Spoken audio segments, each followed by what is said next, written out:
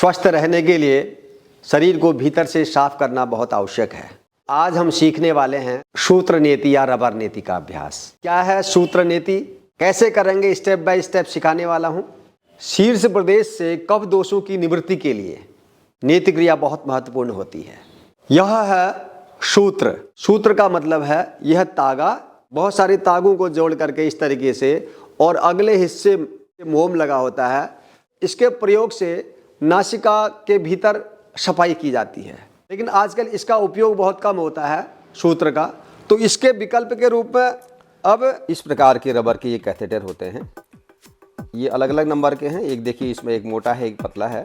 ये मोटे वाले को मैं भी यूज करूँगा। और एक ये अंदर से खोखला है और एक साइड ये बंद होता है ताकि अच्छे से नासिका में जाए, खरोच ना लगे। इसको हम पहले ऑयल लगा लेते हैं इसमें, और जो नाक ठीक से जिसमें श्वास चल रहा हो उससे धीरे धीरे इसको अंदर डालें। और जब लगे कि गले में पहुंच गया है तो एक हाथ की 2 उंगलियां डालें अंदर और उसके बीच में फंसा करके बाहर की ओर इसको खींच के ले आएँ और अच्छे से इसको अंदर बाहर करें। तो ऐसे करने से अंदर जो कफ चिपका होगा वो ढीला हो जाएगा और निकल आएगा इससे। और इसके बाद हम फिर जब जलनीति करेंगे तो अच्छे से फिर वो बह के निकल आएगा। तो पहले एक नासिका से हमने किया और ऐसे ही अभ्यास अब हम फिर दूसरी नासिका से करेंगे। अब दूसरी नासिका से इस कैथेटर को धीरे धीरे अंदर नासिका में डालेंगे और एक हाथ की 2 उंगलियां मुंह में अंदर डाल करके इसको खींच करके ले आएंगे। इस नासिका में भी अंदर बाहर इस तरीके से खींचेंगे। तो ये दोनों नाकों से यह रबर नीति का अभ्यास हो जाएगा। और अब एडवांस लेवल के लिए जो आप में से उच्च साधक हैं जिनका अभ्यास हो चुका हो, तो फिर वो दोनों नासिकाओं से एक साथ भी कर सकते हैं। अब देखिए, मैं दोनों कैथेटर लेता हूँ और बारी बारी से दोनों को एक साथ में करूँगा। पहले एक नासिका से इसको डाला, अब दूसरी नासिका से भी दूसरे कैथेटर को डाल लेते हैं। तो ये दोनों का दोनों हो गए। अब इन दोनों को मैं एक साथ चलाऊंगा। देख,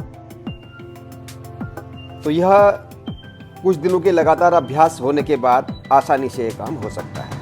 इस नीति के अभ्यास से इस शीर्ष प्रदेश का, इस क्षेत्र का कफ बाहर निकलेगा, भीतर की गंदगी साफ होगी, आंखों की रोशनी बढ़ेगी, कानों से सुनाई ठीक से देगा, माइग्रेन पेन या सिर दर्द उसमें राहत मिलेगी, बार बार छींक आना, साइनस की प्रॉब्लम, कई प्रकार के रोगों से आप बच सकते हैं समय समय पर इस नीति क्रिया के अभ्यास के द्वारा।